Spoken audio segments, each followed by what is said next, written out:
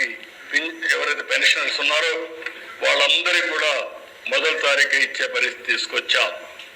ఇక్కడ ఒక దిశ land titling act రద్దు చేశాం. యాంటీ ల్యాండ్ గ్రాబింగ్ యాక్ట్ తీసుకొస్తున్నాం. ఎవరైనా సరే భూ కబ్జాలు చేస్తే ఆ భూ కబ్జాలు చేశారని మేము ప్రూవ్ చేయడం కాదు, మీరే ప్రూవ్ చేసుకోవాల్సిన అవసరం ఉంటుంది. ఎవరైనా సరే ప్రైవేటు భూములు జోలికొచ్చినా ప్రభుత్వ భూములు జోలికొచ్చినా ఎవరైతే ఈ కబ్జాదారులు ఉన్నారో ల్యాండ్ గ్రాబర్స్ ఉన్నారో వాళ్ళందరికీ హెచ్చరిక చేస్తున్నాం. ఈ సెషన్ అనేది బిల్లు వస్తుంది, చట్టం అవుతుంది.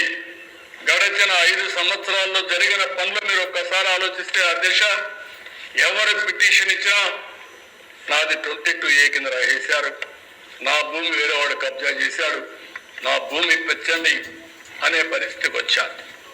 ఒక ఫార్ స్కిన్ తయారు చేశారు, డ్రోన్ సర్వే అన్నారు, బౌండరీసే మార్చేశారు. ఇంకో పక్కన మీరు చూస్తే భూములు కూడా నాకు వచ్చే పిటిషన్లని అనలైజ్ చేస్తే 160% ల్యాండ్ డిస్ప్యూట్స్ వచ్చాయి. ఎక్కడికక్కడ భయంకరమైన వాతావరణం క్రియేట్ చేశారు. అందుకని అవసరమైతే ఇవన్నీ కూడా చెప్పాం. ఏవైతే సమస్యలు పెట్టి ప్రక్షాళన చేస్తాం, రీసర్వే చేస్తాం, ఎన్ని చర్యలు చేయాలనో తప్పు చేసిన వాళ్ళపైన యాక్షన్ తీసుకుంటాం.